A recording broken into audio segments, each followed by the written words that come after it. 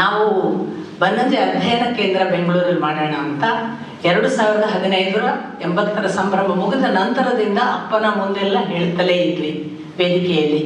ಹಾಗೊಂದು ಅಧ್ಯಯನ ಕೇಂದ್ರ ಮಾಡಿದರೆ ಅಪ್ಪ ಬೆಂಗಳೂರಿನಲ್ಲಿ ಎಲ್ಲೆಲ್ಲೋ ಸಭಾಂಗಣ ಹುಡುಕಿ ಭಾಷಣ ಮಾಡೋದು ಬೇಡ, ಅವರ ಪ್ರವಚನಗಳನ್ನು ನೆರವೇರಿಸೋದಕ್ಕೆ ಅದೇ ತಾಣವಾಗಲಿ, ಎಲ್ಲರೂ ಬಂದು ಅವರನ್ನು ಭೇಟಿಯಾಗುವುದಕ್ಕೆ ಅದೇ ಒಂದು ಸ್ಥಳವಾಗಲಿ. ಅಪ್ಪನಿಗೆ ಇಚ್ಛೆ ಏನಿತ್ತು ಅಂದರೆ ಅದೊಂದು ಗೋಶಾಲೆ ಇರಬೇಕು, ಅಲ್ಲಿ ವೇದಾಧ್ಯಯನ ವೇದ ಪಠನ ನಡೀತಿರಬೇಕು, ಯಜ್ಞ ಯಾಗ ಹೋಮಗಳು ಆಗ್ತಿರಬೇಕು, ವಿದ್ಯಾಕಾಂಕ್ಷಿಗಳಿಗೆ ನಿರಂತರ ಅಲ್ಲಿ ಜ್ಞಾನ ದಾಸೋಹ ನಡೀತಿರಬೇಕು ಇತ್ಯಾದಿ ನಮ್ಮ ಅಪ್ಪನಿಗೆ ಒಂದು ಕಲ್ಪನೆ ಇತ್ತು.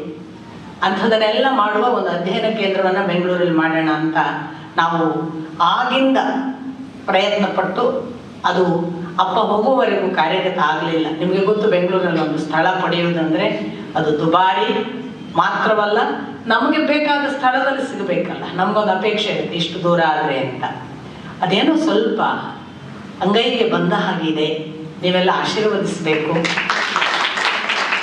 ಹಾಗೊಂದು ಸಾಧ್ಯವಾದರೆ ಮುಂದಿನ ವರ್ಷದಿಂದ ನಾವು ಅಪ್ಪನ ಎಲ್ಲ ಕೆಲಸಗಳನ್ನು ಅಲ್ಲೇ ಮಾಡಬೇಕು ಅನ್ನೋದು ನಾವು ಮಲ್ಲೇಪುರಂ, ಬದ್ರೇಣ್ಣ ಅಥವಾ ಯದುನಾಥ್, ನಾವು ಟ್ರಸ್ಟೀಸ್, ನನ್ನ ತಂಗಿ ಕವಿತಾ ಎಲ್ಲರೂ ಕೂತು ಯೋಚನೆ ಮಾಡಿರೋದು.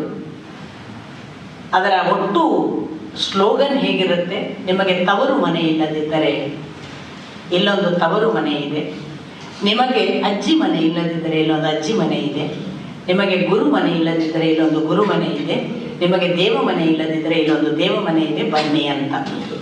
ಹಾಗೆ ಸರ್ವರು ಬರುವ ಹಾಗೆ, ಸರ್ವರು ಸೇರುವ ಹಾಗೆ, ಬೆಂಗಳೂರಿಗೆ ಯಾವುದೋ ತನ್ನಿಮಿತ್ತ ಯಾವುದೋ ತಮ್ಮ ಕಾರಣಗಳಿಗೆ ಬರುವವರು ಇರ್ತಾರೆ, ಅವರು ಆಚಾರ್ಯರ ಭಕ್ತರು ಇರ್ತಾರೆ, ಅವರು ಹೋಟೆಲ್ ಮಾಡೋದು ಬೇಡ ಅನ್ನೋದು ಕೂಡ ನಮ್ಮ ಅಪೇಕ್ಷೆ. ಅವ್ರು ಬಂದು ಅಲ್ಲಿ ಉಳಿಲಿ.